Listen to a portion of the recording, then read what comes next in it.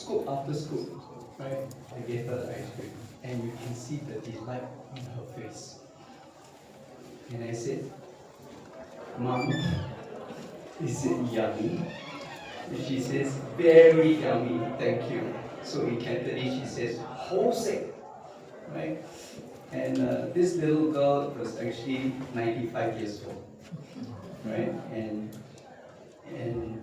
so that's my mom.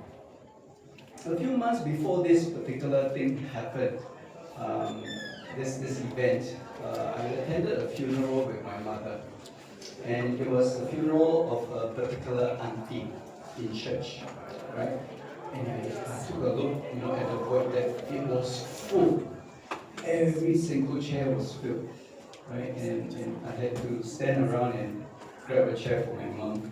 And I told my mom, I said, wow, this auntie must have many, many, many friends, because everyone is here to see her. Yeah. My mother did this, so I have to bend down. It says, come to a funeral for what? Right?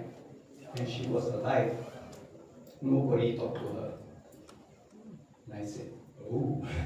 Then I suddenly felt very angry. Right? I said, oh, all these people, all of you, when she was alive, none of you came to talk to her. I felt like scolding everybody. Then suddenly I realized that I was one of them. Yeah? So I knew who Auntie was. I didn't spend very much time with her. Yeah? But we had little conversations, and I will sing songs to her sometimes. So I didn't spend enough time with her. And I almost dismissed that whole thought. And after the funeral, I went home. I realized something. Yeah, my mother had a message for me. My mother had a message for me. And I said, wow, I was thinking to myself, come to my funeral for what? Yeah, come and talk to me for an hour. And it was then I figured out, okay, one of my friends had a cafe or something like that. I said, let's support my friend, right? Very expensive, but it's okay. So I told my mom, Mom, what do you think if you invite 10 of your best friends and we will have the most fabulous meal together? And she says, yes, very good. Let's do it, right? And easy for her to say. I had to save up a lot of money for that, right? And she says, can we have Peranakan food? I say, can. And can I choose the menu? I say, can. And as it turns out, my friend is a private chef. And everything that she said can do turned out to be very expensive. and it's okay. We even had the chef have a very special machine to make customized ice cream for my mother. Wow. Okay, peppermint pistachio ice cream. Okay, and you can see him put the stuff in the machine and it churns out. And everything on the table that day was customized for my mom. Okay, so you can see that every one of us had Peranakan food, but hers was very nicely decorated.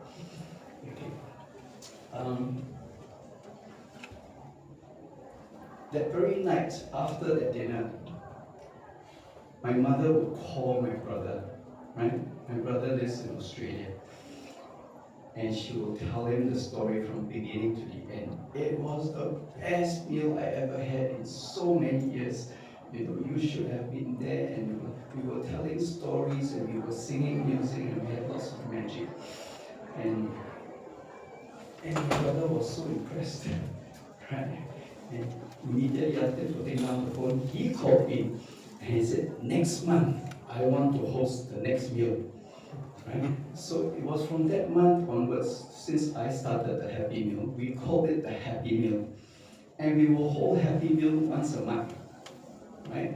And being 95 years old, a lot of organs are not working very well. Right? But the kidney doctor did say, once a month you can have a Happy Meal. Just eat to your heart's content, the rest of the month, hold back. Right?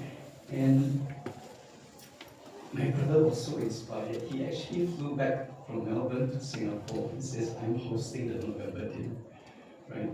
And we did that again. during his trip back, it was in November, and Mom, my brother, and myself, we gathered in a cafe, and we did something we never did before. Right? We sat down and says, "Hey, Christmas is coming next month. What is your favorite Christmas song?" And my mother immediately says, "Silent Night." You know Silent Night? The one goes, "Silent Night." Okay. And my brother, being a musician himself, my mom would sing Silent Night and I would sing with her. My brother would sing in harmony. And we recorded that. It was really nice. The first time that we ever sang together as a family.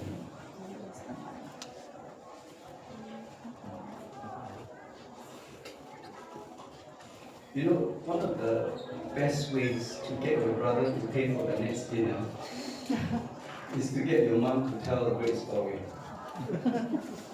And the auntie that passed away,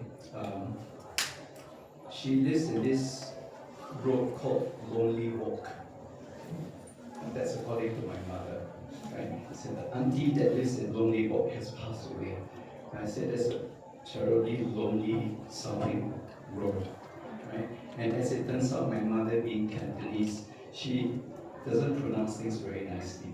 And she pronounces it the best way she can remember. And Lonely Walk turns out to be a Lonely Walk.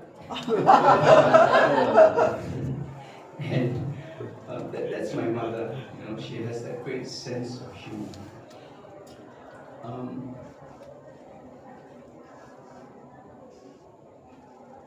I learned a lot of things from my mother.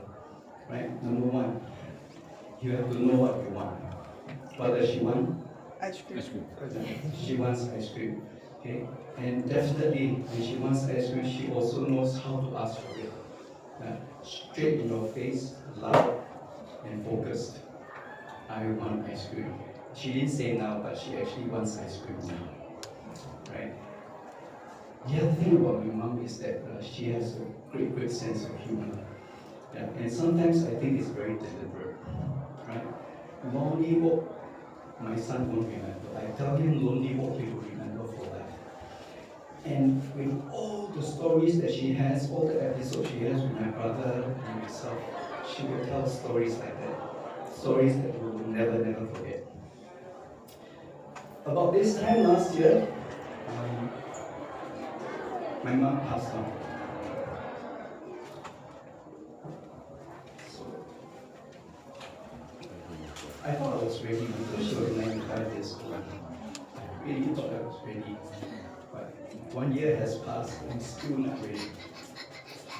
So what happened is she left me 4 luggages of photographs. And then sometimes when I go through the photographs and I say, "Who is this?" I said, "No problem. I'll just ask Mom."